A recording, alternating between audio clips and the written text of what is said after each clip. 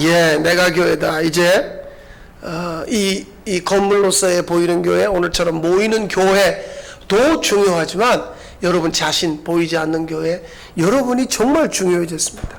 그래서 내가 교회다, 여기서는 이제부터는 내가 중요해진 거예요. 이제부터는 내가.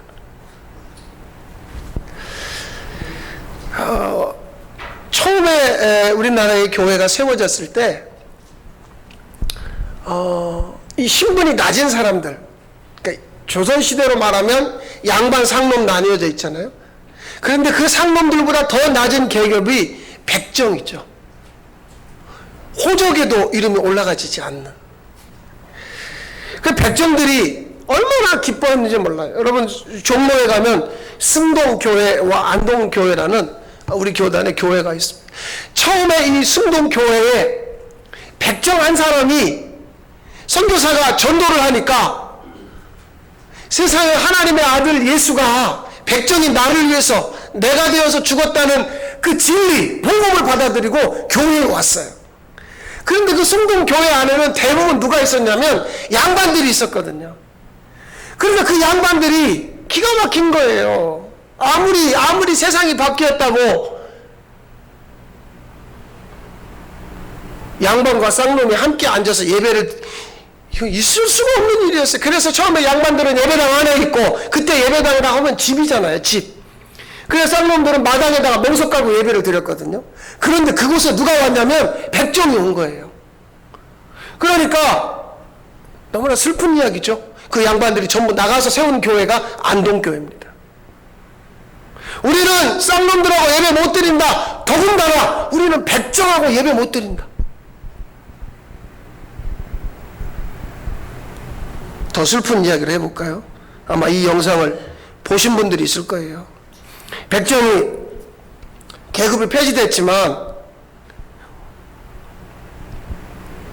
호적에도 이름을 못 올리는 그런 가장 낮은 이름도 없죠. 백정들은 그냥, 여러분 옛날에 그렇게 욕하지 않았어요? 저 백정놈 같으니라고. 이름이 없어요. 그런데 여러분 이 백정들이, 너무나 슬픈 이야기가 경상남도 진주에서 실제로 벌어졌던 이야기죠. 옥봉리라고 하는 교회에 백정이 교회를 나왔단 말이에요. 백정이 교회를 나오니까 똑같은 이야기 서울에서도 진주에서도 이 옥봉리교회 1909년입니다. 백정하고 예배를 못 보겠다고 교인들이, 백정이 이날 만약 15명이 예배당으로 들어오니까 그 안에 있던 교인들이 다 나가버렸어요. 예수 믿는 사람들. 여러분 이게 교회예요. 이게 교회. 처음부터 차별이 없어야 되는데 처음부터 복음을 받아들인 사람들이 여전히 차별을 한 거죠.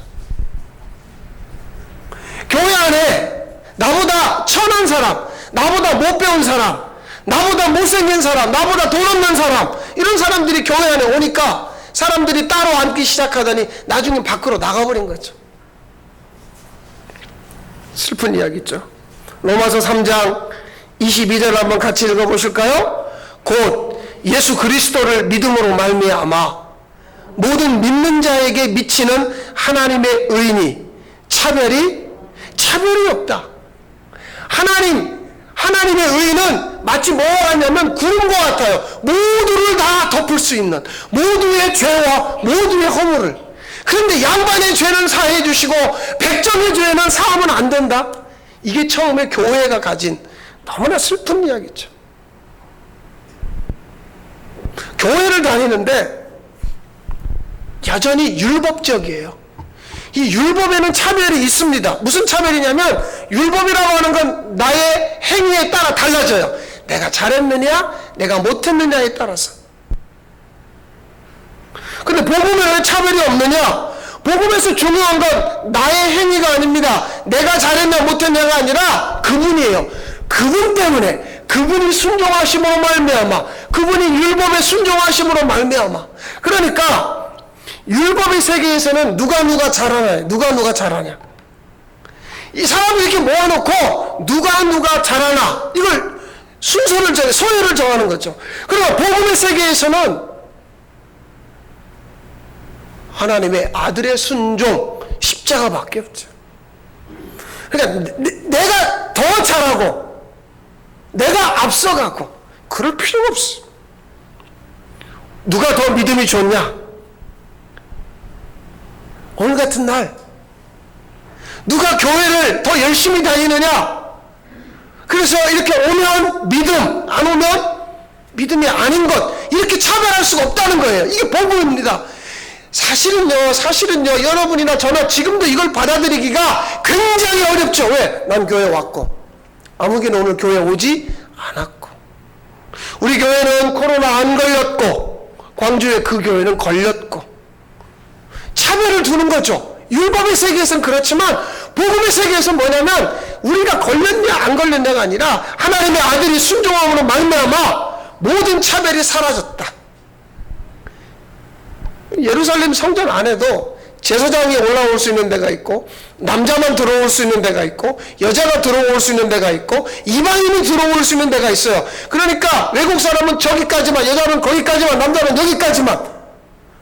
차별이죠, 차별. 그래서 예수님이 죽었을 때 성전 안에 휘장이 찢어지는 거예요. 왜? 차별을 없애버린 거죠. 내가 순종해서가 아니라 하나님의 아들이 순종함으로 말미암아 더 이상 남자, 여자, 목사, 교인, 이런 차별이 사라진 거예요. 누구 때문에? 하나님의 아들 때문에. 근데 이걸 받아들이기가 이게 믿음이거든요. 그런데 이걸 못 받아들이는 거죠. 혹시 내 개인에게나 집안에 어려움이 있으면, 내가 요즘 교회를 안 다녀서, 내가 요즘 신앙생활 열심히 안 해서, 그것도 아니면 내가 요즘에 헌금을 열심히 안 했더니, 뛰어나갔더니 이런 일이 있나? 원인과 결과를 자기에게서 찾는 거죠. 반대로 요즘에 집안이 평안하고 돈도 잘 벌고 몸뚱아리 아픈 데도 없고 애들 잘 크고 내가 요즘에 잘 믿었더니, 자기가 잘된 원인과 결과도 자기에게서 찾는 거죠. 이게 율법의 세계에 찌들어 있기 때문에 그래요. 근데 복음은 뭐냐면 내가 잘 되면 잘 될수록 하나님의 아들이 순종하심으로 말미암아, 내가 만약에 어려움이 있다고 해도 상관없는 건 그 하나님의 아들이 순종함으로 말미암아 현재의 어려움은 아무것도 아니다. 장차 다가올 영광에 비교할 수 없다. 이게 복음이죠. 그러나 교회는 여전히 차별이 있습니다. 지금도 있고 옛날에도 있었고 앞으로도 있을 거예요. 여러분 이 이야기를 아시죠? 미국 교회 이야기 오래간만에 할게요. 백인들이 모이는 교회에 흑인이 들어가려다가 저지당했단 말이에요. 넌 흑인이니까 여기 오면 안 돼. 그런데 마침 예수님이 지나가다가 너 왜 우냐? 내가 흑인이라고 못 들어온대요. 울지 마라. 나도 저 교회 여태 못 들어갔다. 실제 이야기인지는 모르지만 전해져 오는 이야기죠. 이게 뭐예요? 차별이죠, 차별. 피부 색깔이 다름으로 말미암아. 그래서 검은색은 나쁜 게 되는 거고 흰색은 좋은 게 되는 거죠. 그러니까 흑인, 범죄자로 취급하는 거죠. 우리 이야기를 해보세요. 우리 안에도 어떤 차별이 존재하냐면 나하고 친한 사람, 친하지 않는 사람. 수많은 이유로 내 사람이냐 내 사람이지 않느냐, 우리 동네 사람이냐 아니냐, 우리 지역 사람이냐, 우리 학교를 나왔느냐. 우리 인간이 살아가는 모든 곳에는 차별이 존재하더라고요. 여러분들은 이런 걸 얼마나 느끼셨는지 모르지만 저처럼 이 전라도를 떠나서 대한민국 여기저기 살아본 사람은 뼈저리게 차별을 느끼죠. 지역 차별. 저처럼 이름 없는 신학교를 나온 사람은 뼈저리게 느끼죠. 차별당함을. 그런 게 존재합니다. 교회 안에. 제가 어느 교회를 부임하려고 하는데 그 교회에 그 면접을 갔는데 부목사 때 그 교회의 장로들이 저를 반대하는 이유가 뭔지 아세요? 전라북도 사람이라는 이유로. 저 사람 안 됩니다. 그러니까 담임 목사님 그런 거예요. 무슨 소리냐? 괜찮다. 그런데 떼거리로 안 된다는 거. 이유는 하나입니다. 전라북도 사람이니까 안 된대요. 면전에 제가 앉아있는데 저보고 그런 얘기 하는 거예요. 또 두 번째 이유, 저 사람 안 된다. 왜? 저 사람 아버지가 서리 집사다. 장로가 아니다. 안 된다. 저 사람 엄마가 권사가 아니다. 안 된다. 여러분, 그런 이야기를 제가 직접 들었을 때요, 이야, 나는 안 되는구나. 이게 차별이죠. 교회에서 목사를 차별하는 이유가 지역으로 차별하고 부모의 직분으로 차별하는 거죠. 이게 우리가 살아가는 현실입니다.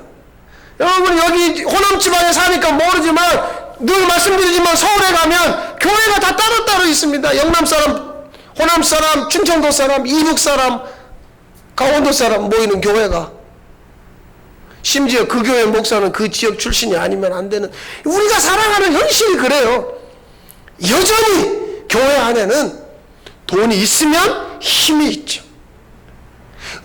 장로, 권사, 집사 같은 한존직이 되면 목소리가 커지죠. 차별이죠.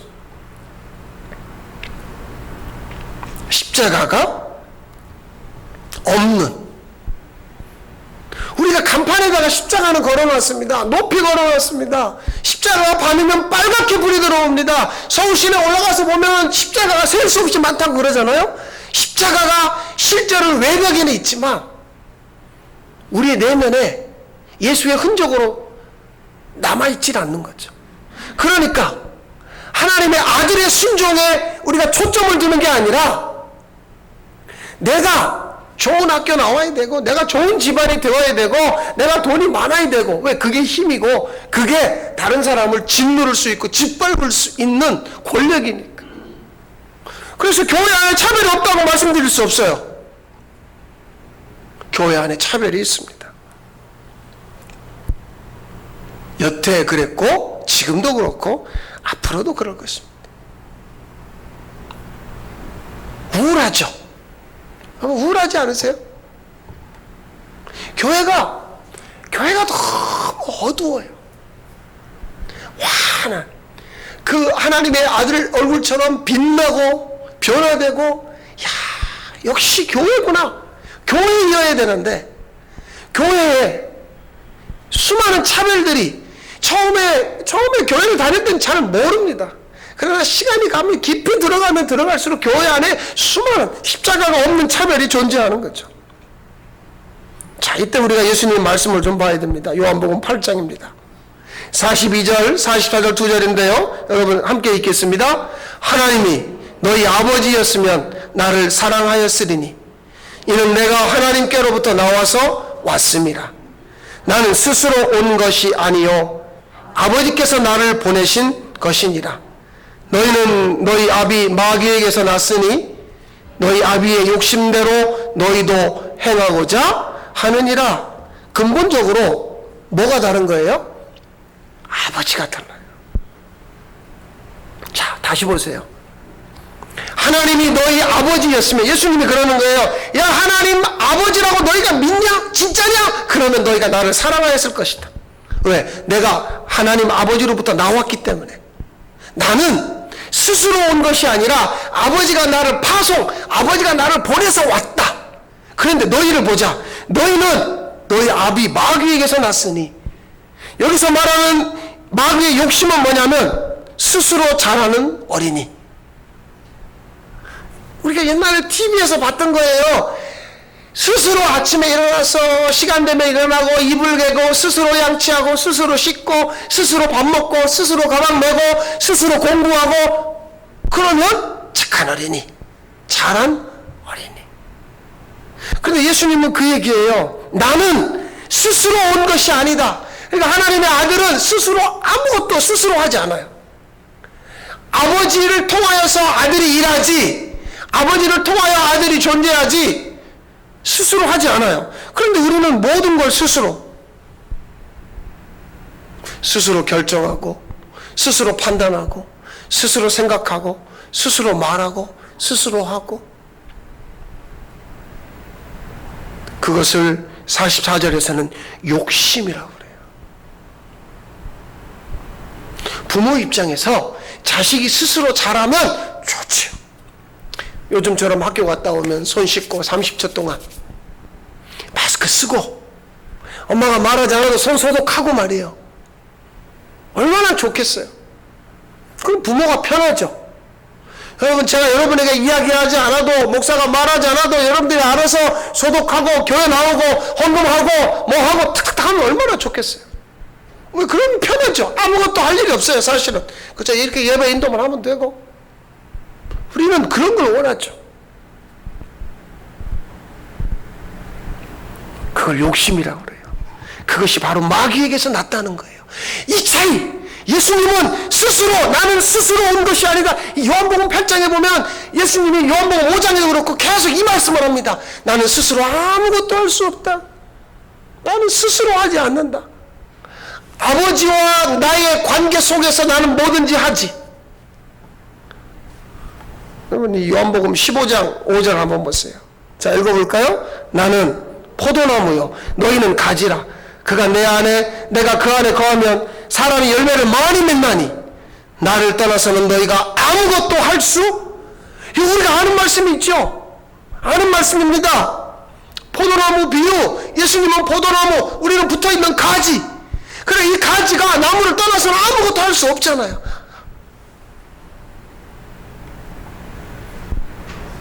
그 가지가 나무에 붙어있을 때 열매를 맺는 거 아니에요? 굉장히 풍성한 거죠. 알알이, 포도가 그 가지가 나무에 붙어 있을 때, 우리 개인이 예수님에게 붙들리면 예수님의 것이 개인에게 공급되어지고 말미암아 그 사람이 풍성해지는 거예요. 이게 복이죠. 그런데 연결되어 있지 않아요. 각계전투, 자기 혼자 따로 놀아요. 따로 살아요. 여러분이 여러분 동네 사람들에게 얼마나 인정받는지 모르겠지만, 만약에 예수님에게서 떨어져 있다면, 따로 논다면, 따로 산다면 아무것도 할 수 없는 자, 인정받지 못하는 자. 그런데 그분에게 붙어 있으면요, 그분의 것을 공급받으니까 풍성해지죠. 놀라운 축복을 받아요. 고창에, 이웃 고창에 포도나무 한 나무에서 무려 4,500송이 포도가, 이 나무입니다. 이 나무. 저 나무는 하나래요. 나무는 하나인데 포도밭이 저 나무 하나에서 뻗어가가지고 자그마치 한 나무에서 4,500송이가, 이게 얼마나 풍성합니까? 거기에 포도나무를 10개 심은 것도 아니고 100개 심은 것도 아니에요. 이 포도밭은 오로지 나무 하나밖에 없습니다. 근데 거기서 지금은요, 포도송이 이거 팔아서 돈 버는 것보다 이 나무 구경 오는 사람 때문에 돈 번대요. 얼마나 사람들이, 이야, 가보자. 나무 하나에서 4,500송이가 열린단다. 가보자. 이게 얼마나 풍성한 거예요. 이게 요한복음 15장 5절이거든요. 이 풍요로움을 여러분들이 누려야 돼요. 이게 어떻게 가능한 얘기입니까? 저 모든 가지들이 나무에게 연결되어 붙어 있으니까 가능한 거죠.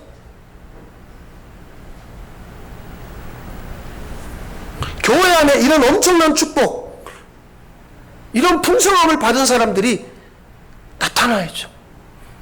나 하나 때문에 4,500명이 먹고 살 수 있는, 나 하나 때문에 4,500개의 열매가 맺는, 나 하나 때문에 수많은 교회들이 살아나는. 그런데 더 놀라운 게 있습니다. 예수님이 뭐라고 말씀했냐면, 그런데 그 엄청난 축복, 부유함을 받은 그가 예수님을 떠나서는 아무것도 할 수 없는, 이게 진정한 축복이죠. 내게 수많은 것이 있지만 이 모든 것은 예수님 때문에 맺어진, 얻어진, 예수님을 떠나서는 나는 아무것도 아닌 존재. 이게 예수 교회죠. 예수 교회는 예수 때문에 살고, 예수로 살고, 예수 때문에 이렇게 맺혀진 거고, 설명을 할 필요가 없습니다. 예수 교회니까.